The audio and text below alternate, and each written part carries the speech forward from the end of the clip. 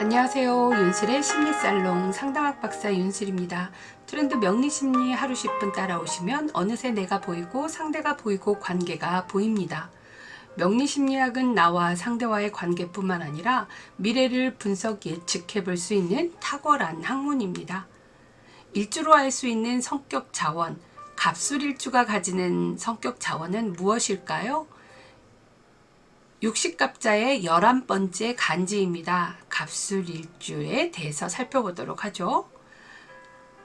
사주만세력 앱에 생년월일시를 입력하면 이렇게 육식갑자로 된 이 연월일시 사주가 형성이 됩니다. 연월일시는 이렇게 하늘의 기운과 지지의 기운으로 되어 있고요. 연주, 월주, 일주, 시주라고 해서 기둥의 모양을 가진 하늘과 땅의 기운으로 된 사주가 있습니다. 이 사주의 정보는요, 연주에서 알 수 있는 정보는 사회 국가를 알 수 있고요. 월주에서 알 수 있는 정보는 직업성, 일주는 그 인물됨을 볼 수 있고, 시주에서는 그 사람의 무의식적인 심리까지 알 수 있는 곳이에요.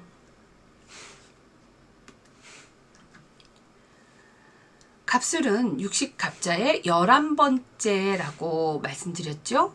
그리고 갑목그룹의 2번째 간지에 해당합니다. 갑자, 갑술, 갑신, 갑오, 갑진, 갑인의 갑술. 그래서 갑자에서 생겨서 갑목이 이렇게 쭉 이렇게 갑을병정 무기경신 임계로 가서 갑술이 될 때는 좀 더 성숙해지겠죠.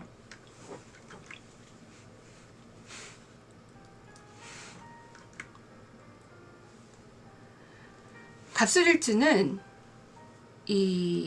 이렇게 갑목, 천간, 술토, 지지에서 해중 갑목이 이렇게 생해서 미중 세상에서 이제 마감을 하고 이제 세상과 떨어져서 태중에 잉태되고 만삭의 상태인 술토에서 세상에 나오려고 하는 그 기운을 갖는 시기입니다.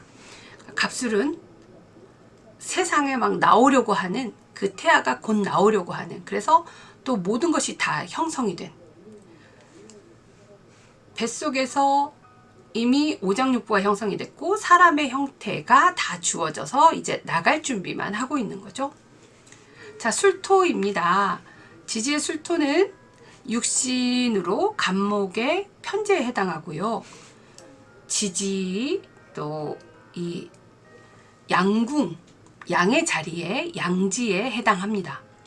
기를 양자를 쓰는데요.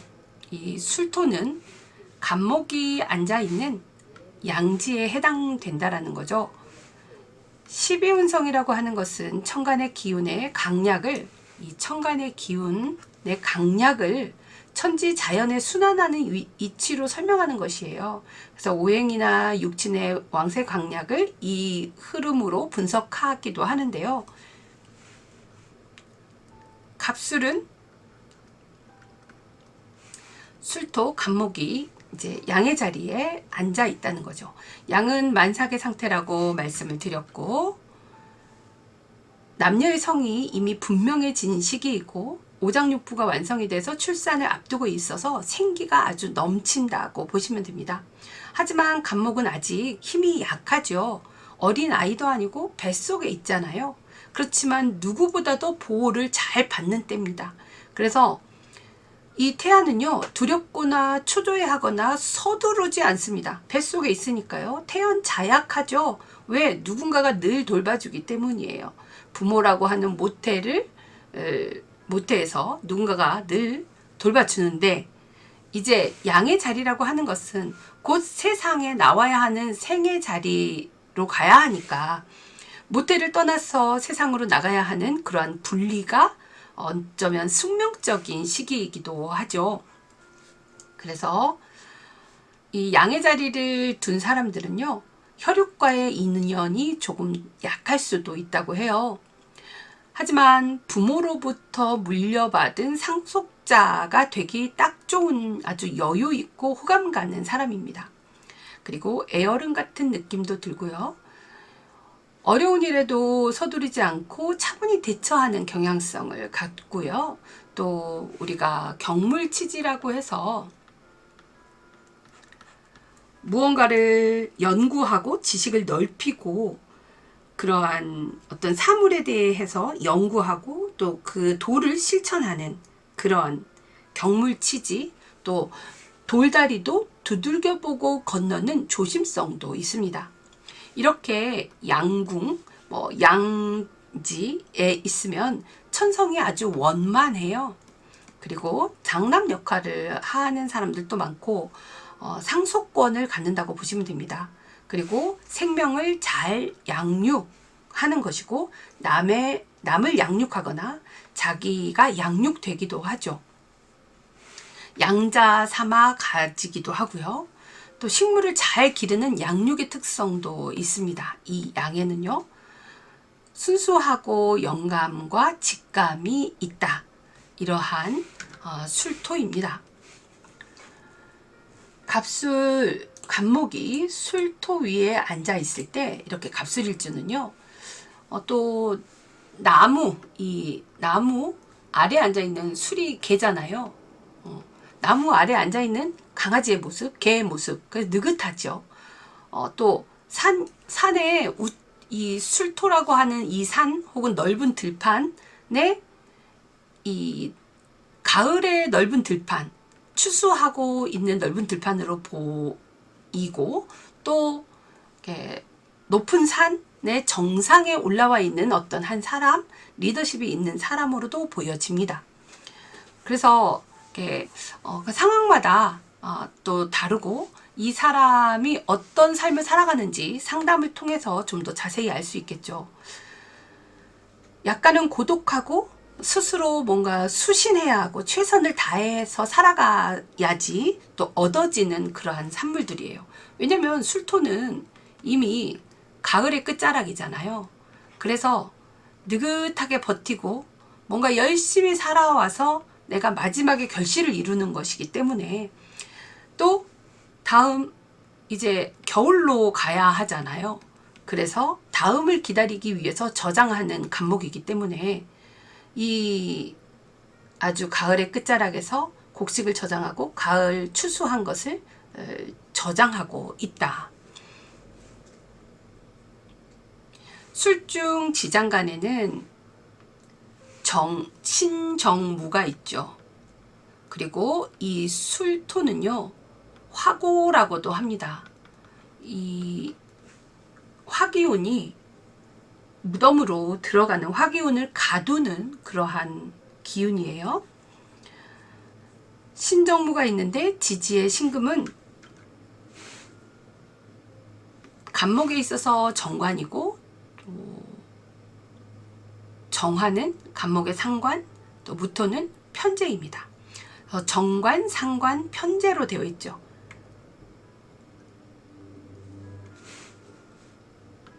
정관, 상관, 편재로 이렇게 되어 있습니다. 자, 다음 좀 더 구체적으로 살펴봅니다. 자, 이 양은요, 모체 분립식이라고 했죠. 그래서 모체 분리의 독립적인 독립심도 갖고 있고, 하지만 약간 불안감이 있을까요? 어쩌면 나오고자 하는 그런 자신감이 더 넘치고, 또 재능이 특출하고, 뭔가 길러내는 거니까 기르는 산업이나 또 어떤 영감과 직감을 가지고 있는 사람이다 라고 보실 수 있겠습니다. 특히 이 지장간의 상관 생재는요, 굉장히 이재에 관심이 있어요. 그렇지만 결국 남 좋은 일 시킬 수가 있고, 또 상관 경관할 때는요, 상관 경관은 이직이나 또 이 사직하거나 창업을 빈번하게 할 수 있거든요. 그래서 이때는 꼭 정인이 있어야 돼요. 상관 편재로 가서 남 좋은 일 시켰다가 정관으로 가진 않고요. 상관 경관이 더 먼저 일어난다고 볼 수 있어요.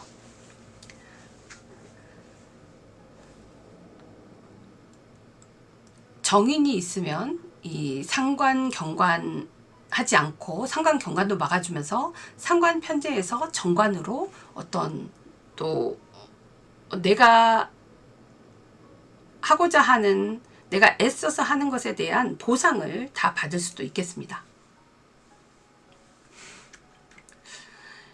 간목은 또 술토에 뿌리내는 것이 아니고 수분이 있는 진토를 되게 반겨하기도 합니다. 그래서 술토보다는 실제 진토를 더 좋아하기 때문에 어쩌면 이런 술토를 가지고 있는 남자는 진년이나 뭐 진토를 만나면 그 진토의 여자에게 눈길을 빼앗긴다라고 하는 그런 속설도 있습니다.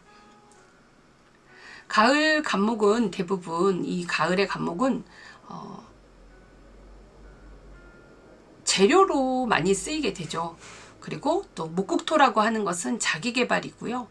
어떤 수신해야 되는, 그래서 오랫동안 자기 개발을 하고 또 학문과 기회에 이 특출한 재능을 보이는 사람들이겠다라고 보시면 됩니다. 술토는 가장 귀한 것을 숨겨두었으나 또 이 화고이기 때문에 아까도 말씀드렸지만 화기를 가두는 것이기 때문에 또 식상과 인연이 아주 극진하다고 볼 수 있습니다.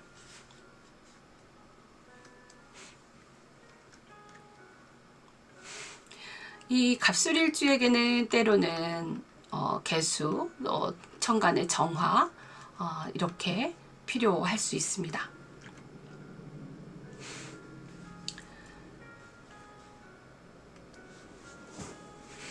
자, 만약 우리 갑술일주가 봄, 여름, 가을, 겨울 어느 시기에 태어났느냐에 따라서 조금 의미가 달라질 텐데 그 사람의 이 행동하는 반경도 다를 것이고 성향도 약간 달라지겠죠.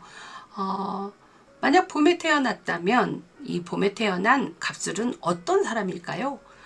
좀 더 야망이 크고 그 뜻을 이루고자 하나, 하지만 그 뜻이 이루어지기는 어려워. 그래서 욕심이 생기고 쟁제가 되지 않도록 해야 합니다. 이 간목이 묘월이나 또 혹은 뭐 인월이겠죠. 그럴 때 양인이 될 때는 이때는 꼭 금의 정편관이 있어야 하고 또 그 욕심이, 자기의 욕심이 앞서지 않도록, 또 쟁제가 되지 않도록, 천간의 쟁제가 되지 않도록, 이미 여기서 쟁제가 되고 있으니, 하지만 이거는 또 쟁제라고 할 수는 없지요. 천간의 쟁제가 되지 않는 것이 이 봄에 간목이 살아가는 데 유리하겠습니다. 여름에 태어난 갑술일주는요, 이제 4, 5월에 2월에 태어났다면 수기가 전혀 없는 가뭄이 들어있는 때이죠. 그래서 노력했던 결과도 그닥 좋다고 볼 수 없습니다. 특히 이때 식상까지 투출해버리면 너무 화다목분되어서 사목이 되다 보니 이럴 때는 특별히 더 재료로 쓰일 수 있도록 금이 수반이 되고 잘 쓸 수 있도록 해야 합니다. 그러면 능력 있는 간목이 될 수도 있겠죠. 가을에 태어난 간목이라면, 갑술이라면 간목이 재료가 되니까 정화가 있어서 가치를 높여주고, 천간에 정화가 이때는 있음으로써 그래 가을에 이 간목이나 을목은요, 가을을 별로 좋아하지 않습니다. 그리고 금을 두려워해요, 목들은. 그래서 금을 반겨하지 않기 때문에 금과 함께 수반되는 화극금을 해주는 그런 병정화가 같이 있게 되면요, 상당히 좋은 재료로 쓰이게 됩니다. 그러니까 내가 좋은 재료로 쓰이게 되니까 다른 사람들에게도 정말 어필하기도 좋고, 또 뭔가 그런 거를 어필하는, 또 그래서 자기 기회가 굉장히 뛰어난 사람이 되는 거죠.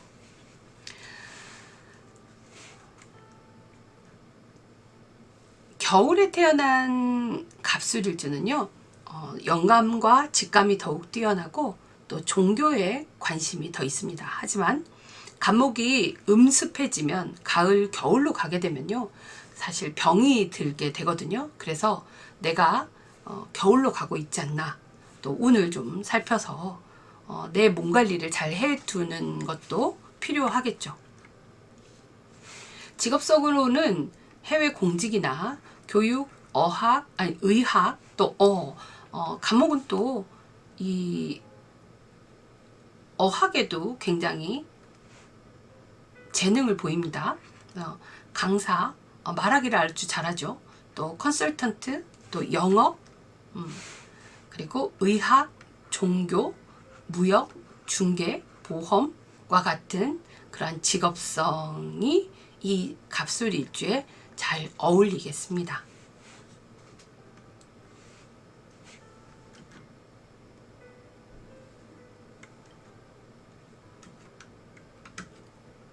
자, 이렇게 갑술일주 정리를 해봤고요. 다음 을해일주에서 만나 뵙도록 할게요. 좋아요, 구독해 주시고요. 매일 하루 10분 공부해 보세요.